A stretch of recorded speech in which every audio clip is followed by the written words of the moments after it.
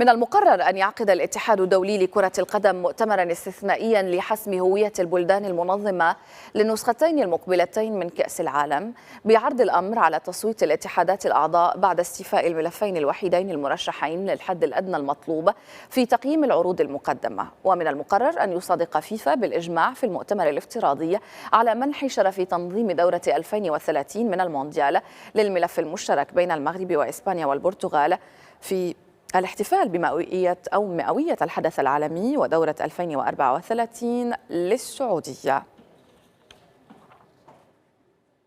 حول خصوصية وقوة الملف المغربي الإسباني البرتغالي لتنظيم مونديال 2030 نتابع الشاشة التفاعلية التالية مع منصف عدي.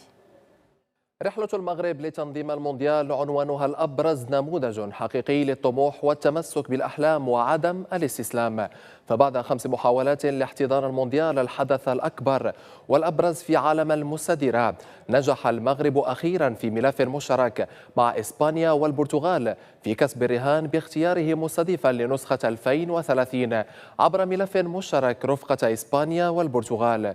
أولى المحاولات تعود لمونديال 94، فبعد ملحمة كروية مونديالية لأسود الأطلس في نسخة 86 مشاركة للتاريخ شجعت المملكة على خوض رحلة المنافسة لاحتضان كأس العالم، رحلة لم تكن مفروشة بالورود وسط منافسة قوية متمثلة في البرازيل والشيلي فضلا عن الولايات المتحدة الأمريكية. لكن غياب التجربة وبعض المتطلبات اللازمة مقارنة بالملف الأمريكي على وجه الخصوص جعلت الفيفا تمنح بلاد العمسام شرف تنظيم الحدث. ثاني المحاولات كانت في النسخة التي بعدها وبتحديد عام 98 والتي كانت من نصيب فرنسا عقب انسحاب سويسرا قبل مرحلة التصويت. من جديد أعاد المغرب تمسكه بالحلم بخوض سباق نحو استضافة مونديال 2010 بملف أقوى هذه المرة وبملاعب وبنية تحتية أفضل جعلته أقرب من أي وقت مضى لتحقيق الحلم، غير أن التصويت كان لصالح الجنوب أفريقيين بفارق ضئيل.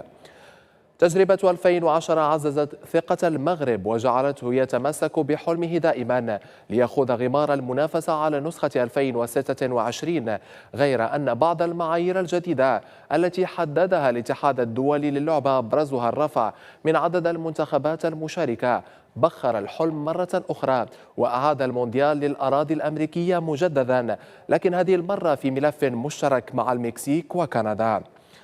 نسخة 2030 صفحة ذهبية في تاريخ الحلم المغربي، فبعد الاستفادة من التجارب السابقة دخلت المملكة سباق هذه المرة بوجه مغاير تماما وبمميزات قوية، بداية بكون الملف مشترك مع إسبانيا والبرتغال بعلاقة تاريخية غنية ثقافيا ورياضيا تجمع الدول الثلاث، وبنية تحتية وعمل ومجهودات على أعلى مستوى في المغرب، وخبرة كبيرة في استضافة أكبر الأحداث في مختلف المجالات، إلى جانب مشاركة ذهبية لأسود أطلسية بقيادة وليد الركراكي احتلت المركز الرابع في مونديال قطر عام 2022، كلها عوامل جعلت الحلم حقيقة وعززت فكرة كون المغرب درسا ونموذجا للصبر والإيمان بالقدرات والتشبث بالأحلام إلى آخر رمق.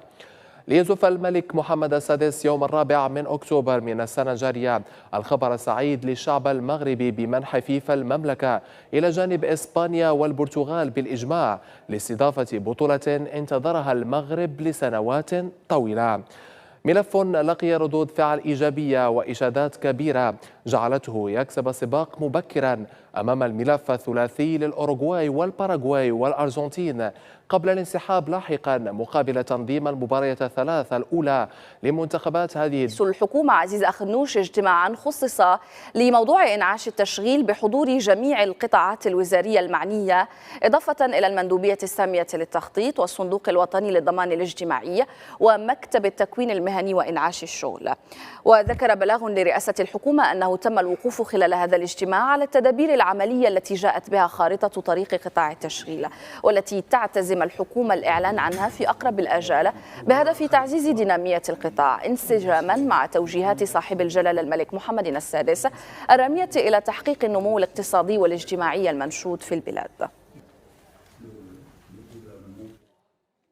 على صعيد آخر، أكد الكرملين أن روسيا تتواصل مع السلطات الجديدة في سوريا بشأن الوجود العسكري والتمثيل الدبلوماسي لموسكو بعد سقوط حليفها بشار الأسد.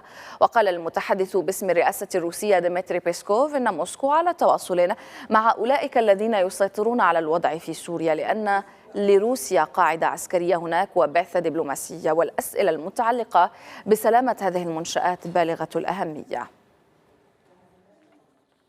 حثت الولايات المتحدة على لسان وزير خارجيتها أنتوني بلينكين كل الدول على دعم عملية سياسية جامعة وشفافة والامتناع عن أي تدخل خارجي في سوريا.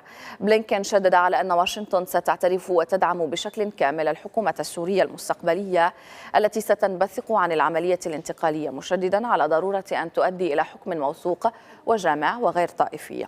في المقابل، أكد بلينكين أن الأولويات بالنسبة لواشنطن تتمثل أن تلتزم الحكومة السورية المقبلة بشكل واضح بالاحترام الكامل لحقوق الأقليات وتسهيل وصول المساعدات الإنسانية إلى جميع من يحتاجون إليها.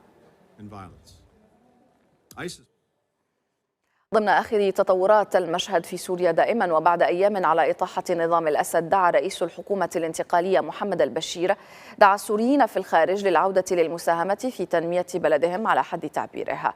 وقال البشير إن الوقت قد حان كي ينعم السوريون بالهدوء والاستقرار. البشير الذي كان يرأس حكومة الإنقاذ في إدلب معقل فصائل المعارضة شمال غرب سوريا، كلف برئاسة حكومة تصريف الأعمال في خطوة تأتي في مسار المرحلة الانتقالية بعد أكثر من 5 عقود على حكم آل الأسد في سوريا، في وقت تواصل فيه إسرائيل تدمير منشآت عسكرية سورية. ضمت اليوم تم عقد جلسة مجلس الوزراء ضمت فريق العامل في حكومة الإنقاذ السورية اللي كانت عاملة في منطقة إدلب وما حولها، بالإضافة إلى الحكومة السورية للنظام المخلوع. عنوان الجلسة هي عبارة عن نقل مؤسسات والملفات من حكومة النظام المخلوع إلى حكومة السورية المؤقتة من أجل استلام هذه الملفات وتسيير الأعمال.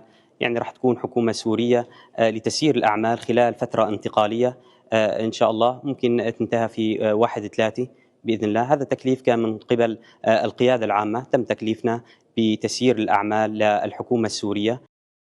أكد محمد سعد برادة وزير التربية الوطنية والتعليم الأولي والرياضة أن مشروع مؤسسات الريادة يسعى إلى تدارك وتقوية مستوى التلاميذ في التعلمات الأساس بخصوص اللغتين العربية والفرنسية وكذا مادة الرياضيات، مشيرا إلى أن ثلثي التلاميذ عند نهاية السلك الابتدائي لا يجيدون الحساب ولا يتقنون العربية ولا يفهمون الفرنسية. وأقر برادة اليوم الاثنين في الجلسة العمومية للأسئلة الشفوية أن هذه الصعوبات تزيد من أعداد الهدر المدرسي المسجلة في الإعدادي، مشددا على أن مشروع مؤسسة الريادة هو إصلاح جوهري لنجاح المنظومة التعليمية. وأوضح برادة اليوم الاثنين في الجلسة العمومية للأسئلة الشفوية أن مشروع مدارس الريادة جاء للتغلب على الإشكاليات التي يواجه التلاميذ، من بينها المشاكل التي كشف عنها تجرلاير المجلس الأعلى للتعليم، حيث أكد أنه في آخر مستوى من سلك الابتدائي لا يستطيع التلاميذ القيام بعمليات الحساب ولا يتقنون اللغة العربية ولا يفهمون الفرنسية، مؤكدا أن هذا عائق كبير بالنسبة لثلي التلاميذ.